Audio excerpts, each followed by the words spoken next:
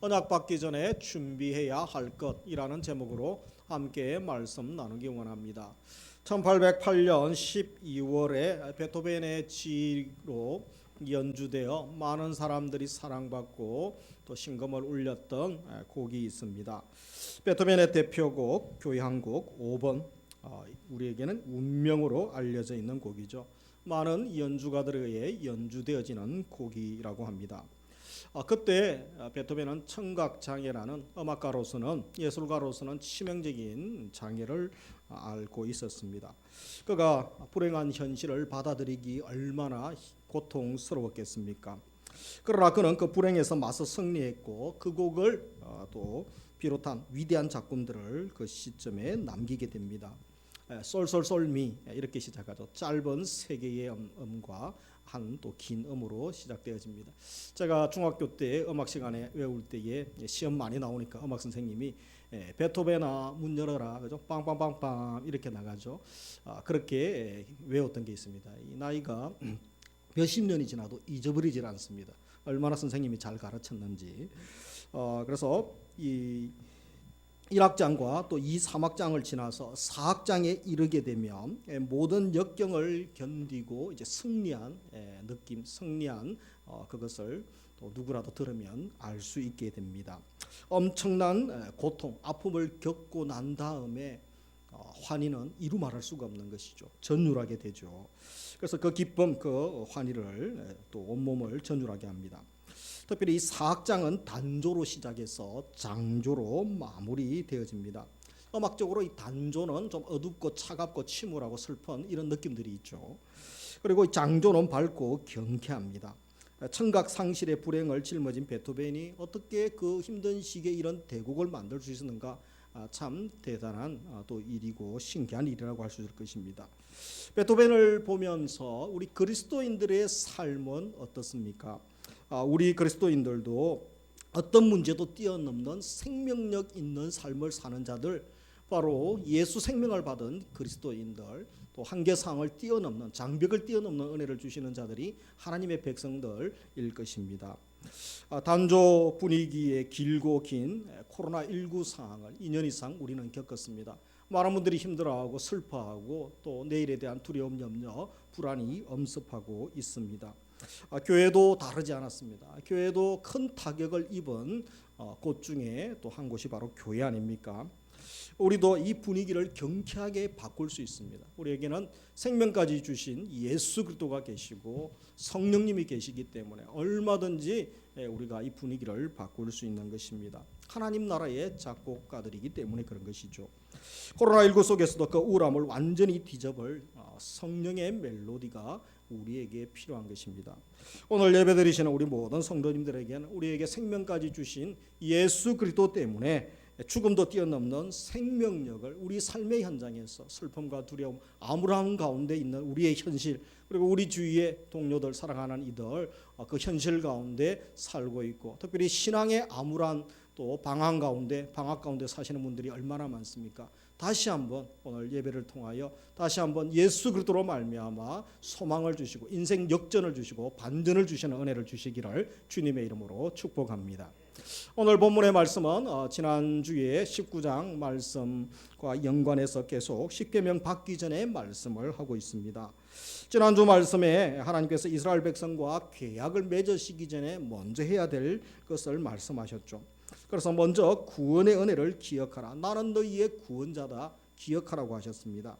그리고 언약을 듣고 지킬 때에 너희를 모든 민족 열방 중에서 특별한 소유가 되게 하겠다. 제사장 나라가 되고 거룩한 백성이 되게 해줄 것이다 라고 말씀을 하셨습니다. 언약을 지키면 제사장의 삶, 사명자의 삶을 살게 해주시겠다라고 말씀하셨습니다. 하나님이 왜 우리에게 언약을 맺자 하시는지 그 의도를 먼저 너희들이 계약 맺기 전에 알라라고 하셨던 것이죠. 우리를 사랑하시는 하나님께서 은혜 받은 우리가 더 큰 사명감 가지고 또 그 삶을 살게 하시기 위하여 계명을 주시고자 하시는 것입니다. 그래서 먼저 살필 것은 우리 7절부터 9절에 빽빽한 구름 가운데 강림하시는 하나님, 강림하셔서 말씀하시는 그 이유가 무엇이냐라는 것입니다. 모세가 하나님 말씀을 듣고 이제 그 말씀을 전하죠. 백성들에게, 장로들에게 전합니다. 그래서 7절에 보면 그들의 답이 하나님의 말씀, 모든 말씀을 우리가 다 지키겠습니다. 그래서 8절에 충실히 전하게 되죠. 그래서 8절에 명령한 대로 우리가 다 행하겠습니다. 전적 순종을 그들이 또 표현하고 있습니다. 그래서 하나님과의 복된 언약 관계 수립에 모두가 동의하죠. 한 사람도 반대하는 것이 아니고 동의하게 됩니다.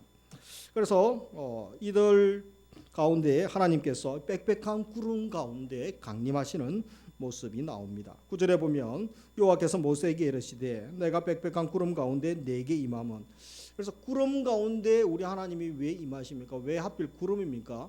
뭐 비행기를 타고 오시든지 또 에어포스 1을 타고 오시든지 그렇지 않죠. 우리 9절 하반절 같이 읽습니다. 내가 너와 말하는 것을 백성들이 듣게 하며 또한 너를 영영히 믿게 하려 함이니라.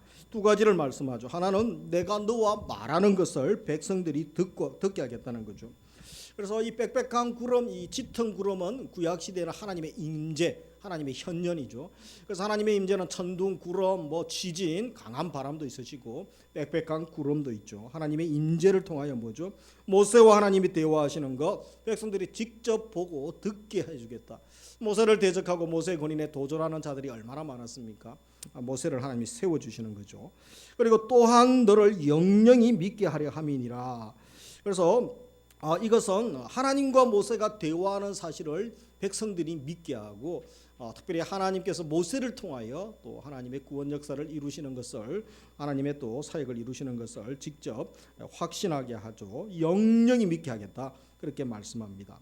그렇다면 두 번째 살필 것은 빽빽한 구름 가운데 강림하셔서 모세를 통하여 무슨 명령을 주셨느냐라는 것입니다. 10절부터 15절에 읽으신 말씀처럼 계명 받기 전에 철저하게 성결하라, 성결에 대한 말씀을 하고 계십니다. 그래서 먼저 의복을 빨며 성결하게 하라. 10절에 보면 모세에게 이르시되 너는 백성에게로 가서 오늘과 내일 그들을 성결하게 하며 그들에게 옷을 빨게 하라. 그래서 이 말씀을 전할 때에 14절에 보면 그들이 자기 옷을 빨더라 되어 있죠. 성결하게 하라는 것, 더러움과 구별되는 거죠. 그래서 이들이 하나님께 바칠 수 있을 만큼 깨끗하고 순결하라라는 말씀으로 받을 수가 있는 것입니다. 그리고 또 이는 인간이 다른 인간을 거룩하고 성결하게 하는 일을 할 수가 없음도 의미하는 것입니다. 그래서 성결하게 하는 표시로 모든 옷을 빨라라고 명령합니다. 그러면서 이 두 가지 명령이 같이 나오죠. 성결하게 하라 하면서 옷도 빨라, 그죠? 옷을 빨게 하라. 이 명령을 함께 하시는 거죠. 이것은 거룩한 하나님을 만나기 위해서 계명을 받기 전에 앞서서 너희 마음과 몸을 깨끗하게 씻는 이 성결이 얼마나 중요한가, 이 성결에 마음까지 몸 마음을 성결하게 하는 준비를 하라고 말씀하시는 것입니다. 그러면서 또 두 번째 11절과 15절에 보면 셋째 날을 기다리며 하나님께 집중하라고 하시는 거죠. 11절에 준비하게 하여 셋째 날을 기다리게 하라. 그래서 강림하실 것이다 라고 하면서 15절에 보면 이들이 준비하여 셋째 날을 기다리죠. 그래서 3일 동안은 특별히 여인을 가까이 하지 말라라고 하십니다. 이 여인을 가까이 하지 말라는 것은 특별한 이제 계약 체결이고 하나님과의 이 아주 중요한 의식을 앞두고 부부 관계를 갖지 말라 잠깐 명령하는 거죠. 그래서 여기서 주된 관심은, 주님의 관심은 이 특별한 의식 목전에 앞둔 이스라엘 백성 전체가 하나님의 거룩에 집중하기를 원합니다. 그래서 쾌락과 또 쾌락에 탐닉하지 않도록 백성들에게 경성하며 중요한 순간 저들이 몸과 마음을 준비하기를 원하셨던 것입니다. 물론 우리 일상의 생활, 이 거룩의 삶도 필요하죠. 그리고 제의적 또 의식적인 삶을 살 때에도 이 구별된 삶이 더욱 필요함을 보게 됩니다. 하나님을 예배하는 시간, 특별히 또 준비하는 시간에 우리가 일상의 삶과 또 구별된 삶을 살아야 됩니다. 그리스도인들은 일상의 우리의 사역의 현장도 거룩하고 순결하게 살아야 되고 특별히 또 예배의 또 제의적인 순간에는 더더욱 거룩한 삶을 살 필요가 있는 것입니다. 그러므로 본문에 가르치면 이 강림하신 하나님과의 관계에만 집중하라는 거죠. 하나님과 집중하기 위하여, 관계에 집중하기 위하여 걸리는 것들, 모든 방해물, 장애물들을 제거하라고 말씀합니다. 그래서 거룩함을 유지하라라고 하는 거죠. 이 구약 시대에는 이 정결 예식이 대단히 까다롭고 중요합니다. 레위기에 보면 이제 또 제사법들이 5대 제사법이 나오고 짐승들도 그저 여러 예법에 따라 또 사람들 신분, 환경, 재산 또 유무에 따라서 달라지고 있는 것이죠. 그 의식 속에 담긴 성결, 이 거룩과 경건의 자세, 그것은 구약 시대의 뭐 의식 그 율법이 폐하여졌다라고 이야기하지만 완성된 것이죠. 여전히 그 정신, 그 마음은 살아 있어야 됩니다. 그래서 거룩하고 성결하게 우리가 준비하는 마음은, 정신은 우리가 본받아야 되는 것이죠. 그러면서 우리가 하나님께만 집중하고 이 죄악을 끊으려는 마음, 또 자기를 절제하고 하나님의 은혜에 집중하고자 하는 그 마음들은 우리가 배워야 하는 것입니다. 특별히 이 구약의 예법을 통하여 우리에게 이 시대에도 그 정신, 또 그 핵심이 무엇인지 알고 따라가는 삶은 대단히 중요한 것이라고 할 수 있습니다. 그러면서 세 번째 12절과 13절에 보면 하나님의 거룩하심을 침범하지 말라고 합니다. 12절에 너는 백성을 위하여 주의 경계를 정하여 이러기를 같이 읽습니다. 너희는 산에 오르거나 그 경계를 침범하지 말지니 산을 침범하는 자는 반드시 반드시 죽임을 당할 것이라. 그래서 함부로 시내 산에 오르거나 범하면 어떻게 합니까? 죽일 것이다. 지금 이 좋은 일하고 그죠? 계약 맺고 축제 분위기에 이 상황 얼마나 긴장되고 흥분되고 기대가 됩니까? 그런데 이 경계를 정해놓고 산에 올라오면 너희들 죽는다. 뭐 이런 말씀하고 있지 않습니까? 이것은 하나님이 공포의 하나님, 저들을 죽이려고 하신 하나님이 아니시죠. 하나님께서 강림하시는 거룩한 곳을 너희들의 혹시 실수하고 또 범죄함으로 또 너희들이 다치지 아니할까 미리 보호하시고 미리 말씀 주시는 거죠. 함부로 침범하지 못하게 하라는 것입니다. 그래서 진영에 머물러 있으라 그렇게 말씀하죠. 이 말씀은 아직 거룩하지 못한 이스라엘 백성들이 하나님의 거룩한 임재의 처소를 조금이라도 침해하여 더럽혀서 하나님의 거룩성에 훼손을 끼쳤을 때 결국은 하나님의 사랑이 아니라 그 앞에 공의, 하나님의 심판, 진노를 면할 길이 없기 때문에 예표적 행위라고 볼 수가 있는 것입니다. 물론 거룩한 하나님과 죄인인 인간 사이의 간극, 그 거리감은 이미 2000년 전 예수 그리스도로 말미암아 사라졌습니다. 그러나 구약 시대에는 이제 거룩하신 하나님 앞에 죄인들이 함부로 갈 수 없는 것이죠. 예수님께서 2000년 전에 십자가에서 죽으심으로 모든 우리의 죄값을 지불하시고 우리에게 자유를 주시고 또 하나님 앞에 당당하게 나아갈 수 있는 은혜를 주셨던 것입니다. 그래서 에베소서 2장 13절 같이 읽습니다. 이제는 전에 멀리 있던 너희가 그리스도 예수 안에서 그리스도의 피로 가까워졌느니라. 예수님의 피로 가까워졌죠. 예수님이 십자가에 죽으실 때에 성소 휘장이 찢어지지 않습니까? 성소 휘장이 두 개가 있죠. 그래서 제사장, 대제사장만 들어갈 수 있는 성소, 또 지성소, 이제 그 공간이 사라진 것입니다. 누구라도 담대하게 나아가서 지난주에 말씀하신 제사장의 4대 특권들 이제 마음껏 아버지 앞에 나아갈 수 있게 해주신 것 얼마나 감격스럽습니까? 그래서 세 번째, 계명 주시기 전에 이러한 성결을 요구하시는데 그 이유가 무엇인지 우리가 한번 더 기억해야 되겠습니다. 본문에는 외적인 성결, 내적인 성결도 같이 요구하고 있습니다. 이러한 성결 예식과 행위로 온전한 성결, 이 영혼의 성결이 온전히 이루어지지는 않습니다. 물론 뭐 의식 잘 지킨다고 몸과 영혼까지 마음까지 거룩해지는 것은 아니죠. 이것을 통하여 하나님 계명 받은 자들의 태도가 또 중요한 것이 무엇인가를 말씀합니다. 이 거룩함, 성결함이 얼마나 중요한가 그것을 기억하라는 말씀인 것이죠. 그래서 오늘 말씀을 통하여 우리에게 주시는 메시지, 기도 제목과 삶에 또 순종으로 삼기를 원하는 세 가지 메시지를 나누기 원합니다. 첫째로 거룩을 추구하고 사모하기 원합니다. 거룩은 하나님의 품성 중 하나가 아니라 하나님의 본질적인 속성입니다. 거룩한 하나님께 부정하고 제약된 것 결코 개입할 수 없는 것이죠. 그래서 이 부정한 인간이 거룩하신 하나님 앞에 우리 스스로 어떻게 나아갈 수 있습니까? 그래서 성결하라 그리고 나아오라 라고 말씀하시는 것입니다. 언약 맺기 전에 계명 주시기 전에 바로 성결을 요구하시죠. 그래서 이것을 보면 하나님 백성에게 요구하는 거, 하나님 백성이 이 세상에서 살아가면서 우리에게 정말 중요한 것이 무엇인가, 가장 또 기본적인 덕목이 무엇인가. 그래서 뭐 능력이 많고 돈이 많고 높은 자리에 올라가고 엄청난 스폰서들이 있고 뭐 그런 것이 아니죠. 성결이죠. 성결이라는 것을 주지시키는 말씀인 것입니다. 레위기 11장 45절 우리 같이 읽습니다. 나는 너희의 하나님이 되려고 너희를 애굽 땅에서 인도하여 낸 여호와라. 내가 거룩하니 너희도 거룩할지어다. 그래서 내가 너희를 구원해 준 하나님이다. 너희도 거룩하라. 내가 우리 하나님이 거룩하시기 때문에, 거룩 자체이시기 때문에 너희도 거룩하라라고 말씀하시는 것입니다.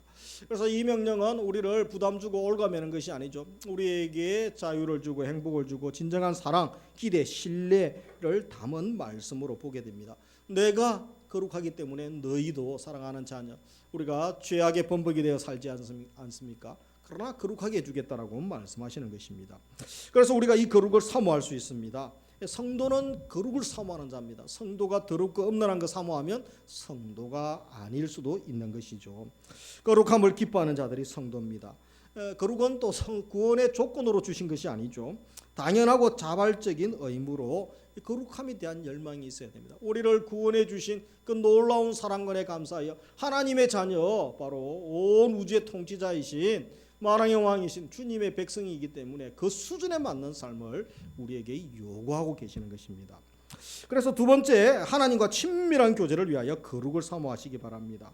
불결한 죄인의 상태로는 거룩한 하나님과 교제할 수 없습니다. 어울리지도 않고 어울릴 수도 없는 것입니다. 그래서 고린도후서에 바울은 6장 14절에 보면 무엇이라고 합니까? 우리의 신분에 대한 말씀을 하죠. 너희는 믿지 않는 자와 멍에를 같이 하지 말라. 의와 불법이 어찌 함께하며 빛과 어둠이 어찌 사귀며.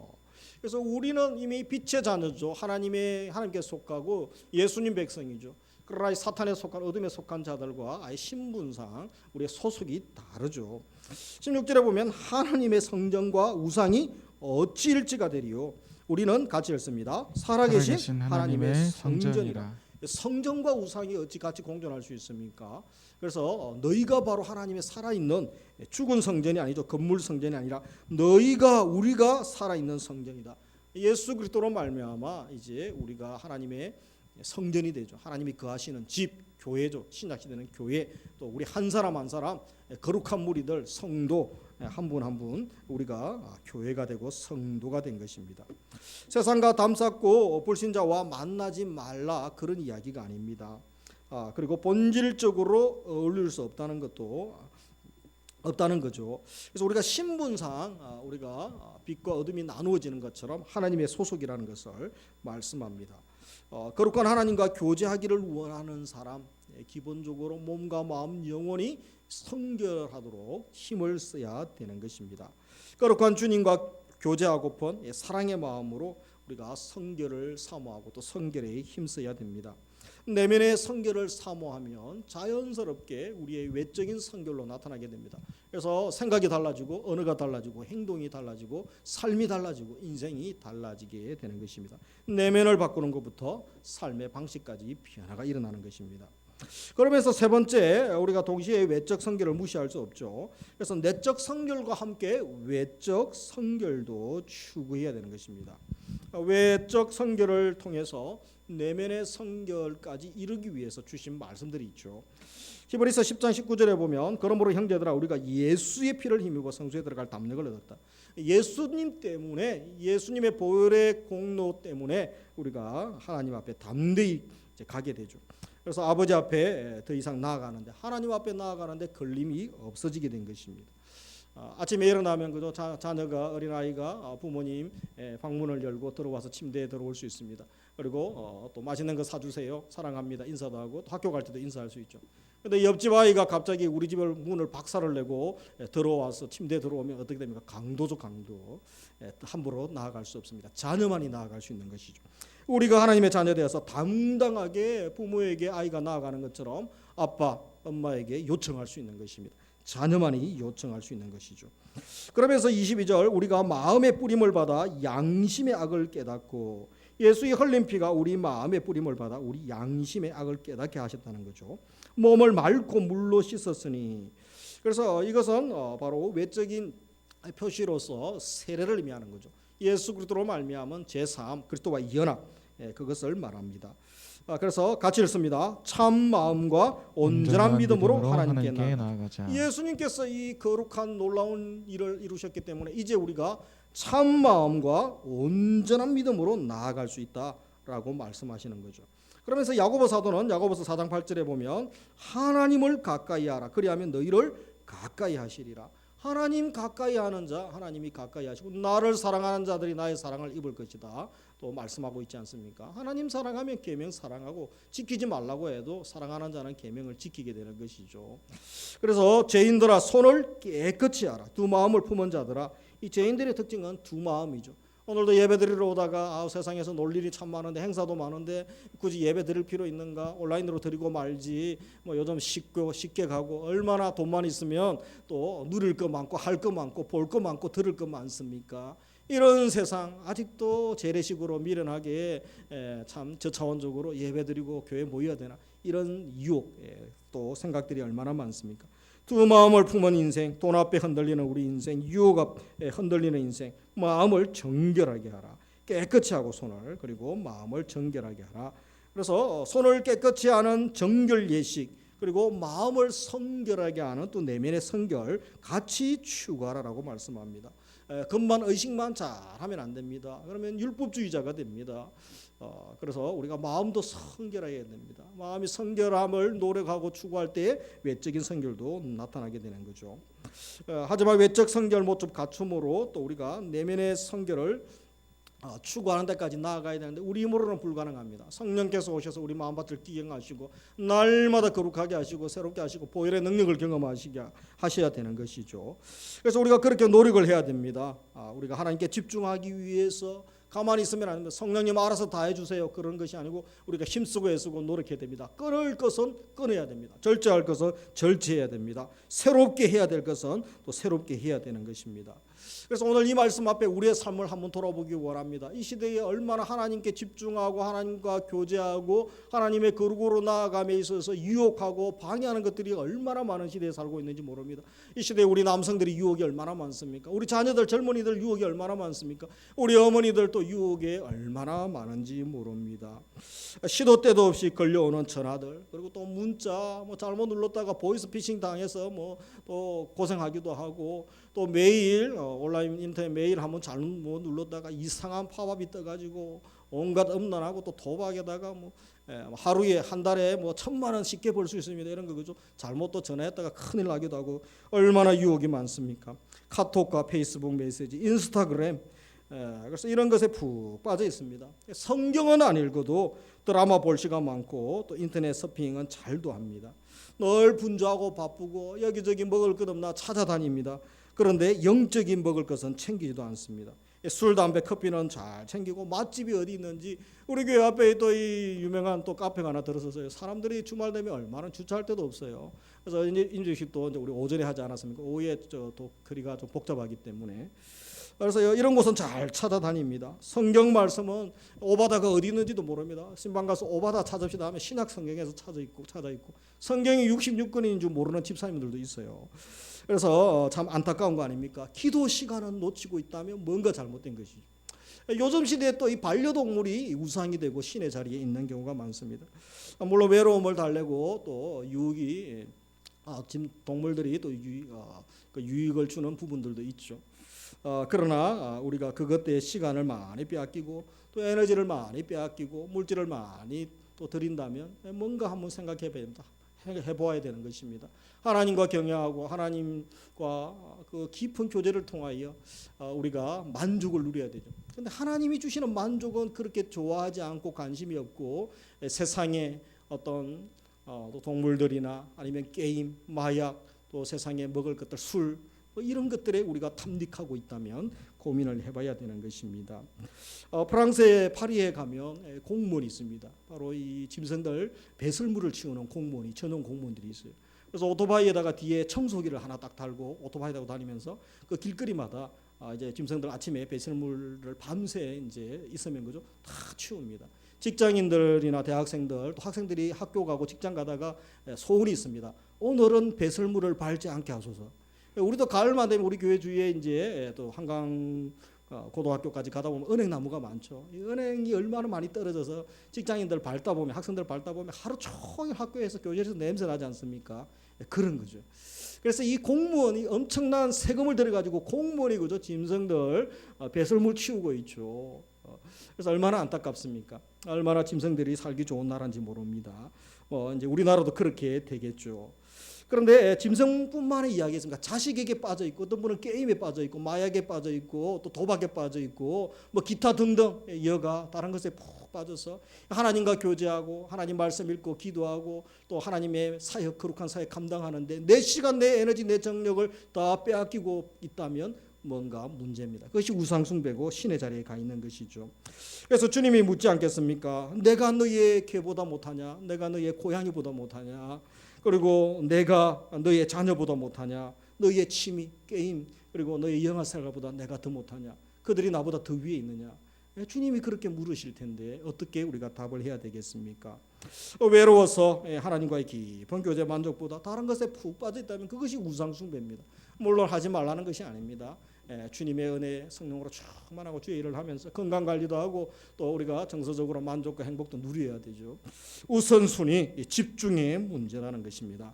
하나님께 집중하기 위하여 내적 성결을 사모하기 위하여 우리는 외적 성결도 추구해야 됩니다. 그래서 절제할 것은 절제하고 또 끊을 것은 끊어야 됩니다. 잠자는 시간 너무 잠이 많습니까? 잠도 좀 조절하고 또 몸이 약해서 그렇습니까? 체력 관리를 해야죠. 운동을 하면서 체력 관리도 하고 피곤치 않도록 챙겨야 됩니다. 너무 밤늦게 또 시간과 물질을 들이지 않도록 밤새지 않도록 뭐 직업이 아니면 또 관리도 해야 되죠. 사람 만나는 것도 조절할 필요가 있습니다. 컴퓨터 또 게임 중독에 빠졌습니까? 컴퓨터에 앉아있는 시간도 조절할 필요가 있습니다. 먹고 마시는 것을 너무 탐닉합니까? 조절할 필요가 있습니다. 내 언어 생활도 통제해야 됩니다. 예의 바르게 인사하는 법도 연습해야 됩니다. 그래서 내적 성결을 추구하기 때문에 우리가 외적 성결도 또 우리가 무시할 수 없는 것입니다. 내적으로나 외적으로나 우리 모두가 하나님의 거룩한 백성임을 기억하며 살아가기를 원합니다.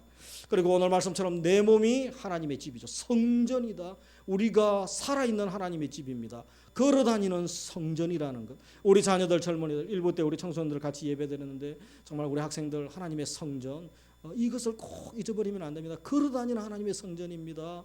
그러면 엄란한 것 멀리하고 요즘 젊은이들 그죠? 결혼 전에 이미 결혼도 잘 안 합니다만 결혼 전에 혼전순결은 옛날 골동품 이야기도 천연기념물 이야기고 뭐 원나잇도 하죠. 뭐 온갖 엄란하고 문화기 때문에 말씀에서 이야기하는 것을 아주 무시하고 왜 그렇게 살아야 되냐고 따지지 않습니까? 이미 이 사회가 그런 시대가 되어버렸던 것입니다. 동성결혼 군에서도 이미 군 재판 판결을 통하여 그죠? 동성애도 뭐 재판 인정하기도 하고 그래서 얼마나 갈수록 심각해지고 있습니까? 더욱 우리가 말씀에 같이 창조 질서를 추구하기 위하여 교회가 몸부림해야 됩니다. 다 옳고 99명 100명 중에 99명이 그것이 맞다 그래도 우리는 하나님의 말씀이 아니라 그러면 아니라고 해야 되고 하나님이 서라고 하면 서야 되는 것입니다. 왜냐하면 심판이 있기 때문에 그렇죠. 곧 하나님 앞에 설 날이 있습니다. 개인, 민족, 인류가 온 세상이 하나님 앞에 설 날, 심판대 앞에 설 날이 있을 것입니다. 그날을 우리가 준비해야 되는 것입니다. 그래서 내가 걸어다니는 하나님의 성전임을 기억하십시오. 마지막 시대에 정신을 차려야 됩니다. 깨어 정신 차리라. 내가 걸어다니는 성전이라는 것을 기억하며 살기를 원합니다. 우리 한번 따라합시다. 나는 걸어다니는 하나님의 성전입니다. 우리 옆에 분들과 인사합시다. 당신은 걸어다니는 하나님의 성전입니다. 당신은 걸어다니는 하나님의 성전입니다. 성전, 하나님의 집입니다. 말씀을 맺습니다. 예수 안에서 성도가 된 자들에게 요구하신 하나님의 요청. 첫째로 하나님의 말씀 앞에서는 나의 태도와 자세를 다시 한번 깊이 들어보기를 원합니다. 매주 예배에 올 때마다 주님의 임재를 사모하는 상징하는 또 성전, 우리가 예배장에 예배 자리에 나오고 개인적으로 말씀을 또 묵상하는 그런 시간들 속에서도 얼마나 나는 성결을 사모하고 거룩을 사모하고 있습니까? 거룩에 대한 열심이 내게 있는지 자신을 돌아보기 원합니다. 두 번째로 성도의 정체성은 거룩함에 있음을 명심해야 됩니다. 나의 존재 목적, 나의 존재 이유, 거룩임을 기억하시기 바랍니다. 본질적 속성이 우리 하나님의 본질적 속성 거룩이죠. 그래서 그것을 안다면 우리들 역시 거룩이 우리 삶의 이유요 목적이 되어야 됩니다. 거룩함을 묵상하고 또 거룩을 사모하고 말과 인격을 통하여 그분의 아름다우심과 그분의 존귀하심과 영광을 드러내는 자로 거룩한 도구로 쓰임 받기를 주의 이름으로 축복합니다. 마지막으로 예수 그리스도 안에서 베풀어 주신 하나님의 은혜에 의지하여 이 자발적으로 나 같은 자에게 거룩한 자 되게 하시고 신의 성품에 참여하는 자 되게 하시고 하나님 백성 자녀 되게 해주셨는데 주님이 그렇게 기뻐하시는데 거룩한 자, 성결한 자 되겠습니다. 여러분, 세상에 능력 많은 자, 많이 배운 자, 스펙 많고 돈 많이 가진 자 하나님이 쓰시지 않습니다. 디모데후서 2장 뭐라고 합니까? 깨끗한 사람, 거룩하고 순결한 사람, 그 한 사람만 있으면 하늘 능력을 주시고 하늘 은사를 주시고 필요한 자원을 주셔서 하나님 일하게 하실 텐데 그 준비된 한 사람이 없는 것입니다. 모세가 40년 동안 왕궁의 훈련을 받고 세상에 탁월한 최고의 학문과 무술을 다 배우지 않습니까? 그러나 그 결과 살인자가 되었습니다. 그러나 하나님의 훈련을 40년 동안 받고 노년의 80세에 하나님 앞에 다시 쓰임 받지 않습니까? 다시 한번 이 시대에 우리 교회 남성들이 훈련받고 우리 여성들이 훈련받고 젊은이들 자녀들이 말씀 앞에 서고 거룩의 훈련, 성결의 훈련을 받아야 됩니다. 그 자들을 쓰시고 그 교회를 들어 사용하시는 것입니다. 그렇게 준비되는 우리 교회, 우리 성도님들, 우리 자녀, 우리 가정 다 되시기를 주님의 이름으로 축복합니다. 이 시간에 우리 함께 찬양하겠습니다.